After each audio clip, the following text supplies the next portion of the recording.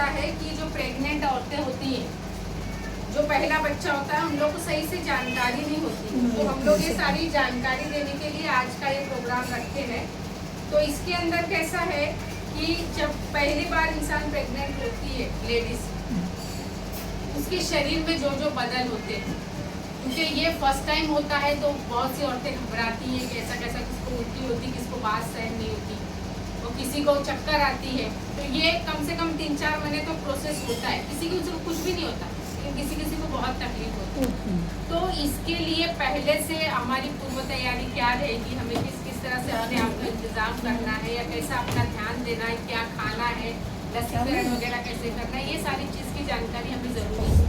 क्योंकि क्या होता है कि जैसे लड़कियां बड़ी होती हैं, उनको फर्स्ट टाइम जब उनको पीरियड्स आता है तो वो लोग डर जाती हैं। एक बार क्या मामला हुआ था कि एक लड़की को बताया नहीं थी ऐसा ऐसा होता है। उसके माँ बाप बाहर गए थे, भाई था खाली घर में, तो उसको सफ़ेद पानी पहले जैसे जाने लगा, उसके बाद में उसको जब पीरियड्स आया, बहुत तकलीफ हुई, पेट में पीरियड्स आया, उससे लगा कि शायद मुझे कोई बीमारी हो गई है। एक दिन आया, उसने दवा ववा लगाई, कुछ करी, नहीं सही पड़ा।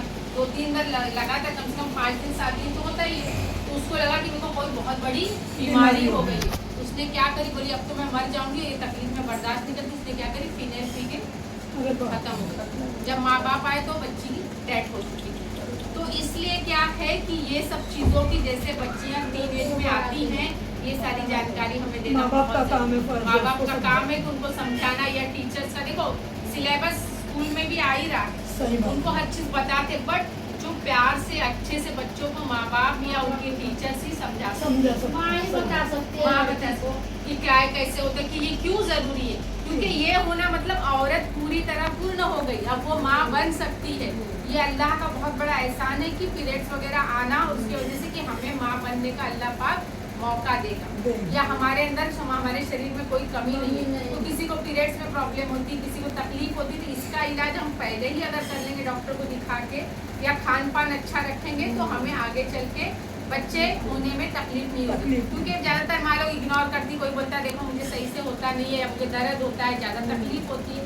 तो ये सब चीज़ों का अच्छी तरह से चेकिंग वगैरह करा लेना चाहिए। अब इसके बाद जिसका पीरियड सही होगा ना, तो उसको प्रेगनेंसी में भी कोई प्रॉब्लम नहीं आएगी।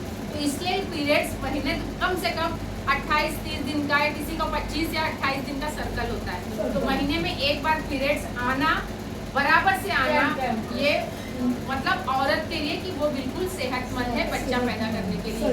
अब उसके बाद जब उसकी शादी होती है, पहली बार जब प्रेगनेंसी होती है, तो प्रेगनेंसी के स्टार्टिंग में वो प्रोसेस अलग है। अभी वो सारी डिटेलिंग यहाँ अपने नहीं करना है, मेन अपने को यहाँ पर स्तनपान सप्ताह है। तो प्रेगनेंसी होने के बाद क्या क्या प्रिकॉशन लेना चाहिए, तो सबसे पहला उसका हेमोग्लोबिन कितना है, कम से कम 9 से 14 के बीच में तो होना चाहिए, कम से कम। नहीं तो प्रेगनेंसी के टाइम पे 11 से 14 के बीच पॉइंट रहना चाहिए।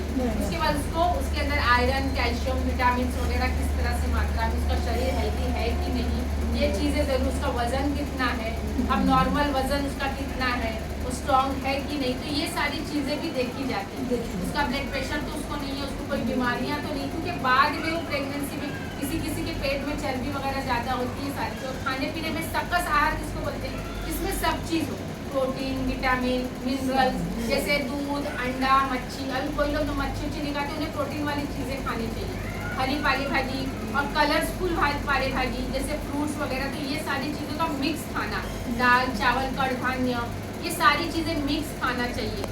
और खाने के बाद में आप बोलते हैं उल्टी होती, क्या उल्टी अगर हो रही तो उल्टी होने दो, लेकिन हर 2 घंटे पे कुछ न कुछ खाते रहना है। लिक्विड लो, फिर देखो अगर औरतें हैं ना, अभी उनको स्टार्टिंग में उल्टियाँ हो रही है, तो फलों का जूस है, फलों का जूस नहीं है तुम्हारे घर में, दाल का पानी, चावल का पानी, भाजी का पानी, ये सारी चीज़ें जो पच जाए तुमको, जैसे संतरा, मौसम्बी, नारियल पानी, ये सारी चीज़ें लिक्विड चीज़ें खाएं। उसके बाद में जो टीकाकरण है, देखो टीटी का इंजेक्शन क्यों लगाया जाता है, इसलिए लगाया जाता है टीटी का इंजेक्शन कि तुम्हारे अंदर कोई भी चीज़ का मार लगा, कुछ वक्त इन्फेक्शन ना हो, तो इसलिए टीटी का इंजेक्शन लगाया जाता है। उसके बाद में उसका ब्लड टेस्ट होता है, उसका कौन सा ब्लड ग्रुप है, जिससे इमरजेंसी कभी पड़े, कभी कुछ ऑपरेशन करना हो तो ब्लड ग्रुप पता होना। और उसके बाद उसका वजन प्रेगनेंसी से लेकर डिलीवरी तक कम से कम 8 से 10 किलो बढ़ना बढ़ना चाहिए। चाहिए। हर महीने कम से कम 1 किलो वजन बढ़ना चाहिए। तो इससे पता चलेगा कि बच्चे की ग्रोथ बिल्कुल सही हो रही है, उसका वजन कितना बढ़ रहा है। उसके बाद में उसको अच्छा सोचना चाहिए, अच्छा खाए पिए और उसको खुली हवा में घूमो, अच्छे मतलब अगर जैसा बच्ची का माहौल रहेगा वैसा बच्चा होगा। देखो अल्हम्दुलिल्लाह, माँ जैसा सोचेगी, माँ का जैसा रहन सहन होगा वैसे ही बच्चा बनेगा।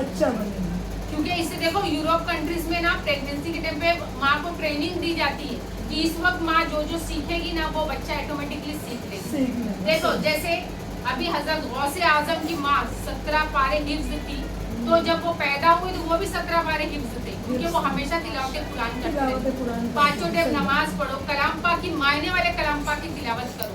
अभी देखो द्रौपदी के टाइम पे कहा जाता था कि वो अभिमन्यु जब गया, अब उनको जब कुरुक्षेत्र का जब निकलने का वक्त था उस वक्त द्रौपदी सो गई, तो इसलिए उस वक्त तो निकले। तो माँ 4 महीने के बाद जो कुछ भी बोलती है, सुनती है, करती है। अब हम लोग बिल्डिंग बनाते हैं तो बिल्डिंग का बेस अगर सही रहेगा तो ऊपर मंजिला सही बनेगा ना। जब बिल्डिंग का बेस ही सही नहीं तो गिरी जाएगी। अब हम खाना बनाते हैं, खाना बनाने के पहले की हमारी सब तैयारी अच्छी रहेगी तो हम खाना अच्छा बनाएंगे ना। डायरेक्ट गैस चालू करके कुछ भी झोंक दिए, डाल दिए तो खाना अच्छा बनेगा। और जैसी हमारी नियत रहेगी खाना बनाते टाइम खुश रहेंगे तो वैसे खाना भी बनेगा। कैसे भी बना के रख देंगे तो खाने में टेस्ट भी नहीं आएगा। तो तुम्हें अगर ये लगता है कि हमारा बच्चा आगे चल के अच्छा हो, तंदुरुस्त हो, हेल्दी हो, तो तुम्हें अच्छा सोचो, अच्छा खाओ, टाइम टू टाइम खाना पीना और अच्छी 8 से 10 घंटे की नींद लो।